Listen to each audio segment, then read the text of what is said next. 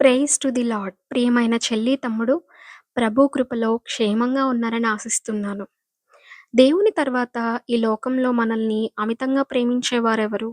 మనల్ని కన్న తల్లిదండ్రులే కదా! కొద్ది మందికి ఆ ప్రేమ దొరకకపోవచ్చు కానీ, సృష్టికర్త అయిన దేవుడు వారికి ఆయన ప్రేమను మరింత ఎక్కువ మోతాదులో అందిస్తారు. ఆయనను విశ్వసించి పొందుకోవడం మన వంతు.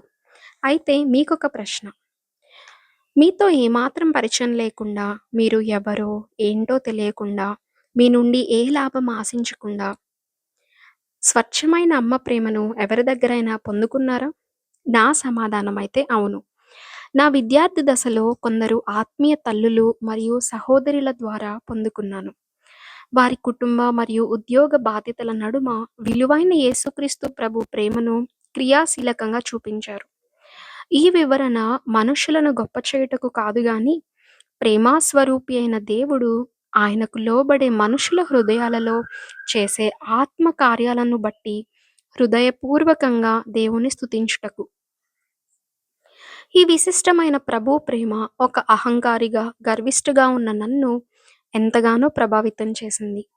ఆ మధురమైన క్రీస్తు ప్రేమను వారు ఆస్వాదించి ఇతరులకు కూడా చూపించాలి అనే గొప్ప తపన వారి హృదయంలో ప్రభు పుట్టించడం వల్ల మాత్రమే ఇది సాధ్యపడింది. మరి అటువంటి నిస్వార్థమైన, నిష్కపటమైన సహోదర ప్రేమను మన హృదయంలో కలిగి ఉన్నామా? ఇతరులకు చూపించగలుగుతున్నామా?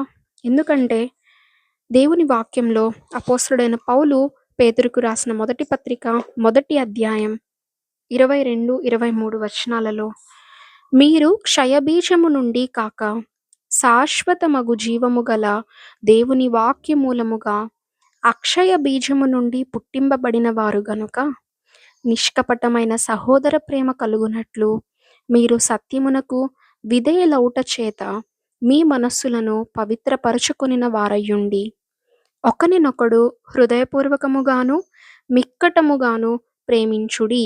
ఈ వాక్యమును బట్టి సహోదర ప్రేమ మన హృదయంలో కలిగి ఉండడం మరియు ఇతరులకు కనపరచడం ఎంత ప్రాముఖ్యమో అర్థమవుతుంది కదా! ఈ ప్రధాన ఆజ్ఞను పాటించినప్పుడే కదా పరలోక రాజ్యానికి మనం చేరుకోగలిగేది. ఆలోచిద్దాం, మన జీవితాలకు అన్వయించుకుందాం. నా విద్యార్థి దశలో ప్రభు ప్రేమను మరింత లోతుగా అర్థం చేసుకొని, అనుభూతి చెందడానికి గొప్ప తగ్గింపు కలిగి, యథార్థ హృదయంతో మంచి మాదిరి చూపించిన అక్కవారందరికీ నా హృదయపూర్వకమైన కృతజ్ఞతలు. అటువంటి విలువైన పరిచర్యలో ప్రభువు మిమ్మల్ని నాటినట్లయితే అస్సలు నిర్లక్ష్యం చేయొద్దు. ఈ ప్రేమ కలిగిన పరిచర్య గురించి నా హృదయంలో మెదిలే ఒక అర్థవంతమైన పాట. అహం కులం వదిలేద్దాం, అంతరాలు పూడ్చేద్దాం.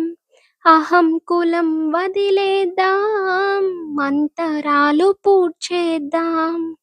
ఒకరునొకరు యోగ్యులుగా అందరినీ ఎంచుదాం. ఒకరినొకరు యోగ్యులుగా అందరినీ ఎంచుదాం. విలువైన రక్తముతో కొనబడిన సహవాసం, విలువైన రక్తముతో కొనబడిన సహవాసం. విభేదాలు విడనాడి విలువలను నాటుదాం. విభేదాలు విడనాడి విలువలను నాటుదాం. ఈ పాట మీకు తెలిసినట్లయితే కామెంట్ సెక్షన్‌లో తెలియచేయండి. ఈ పాటను పూర్తిగా వినాలనుకుంటే కూడా కామెంట్ సెక్షన్‌లో మెన్షన్ చేయండి.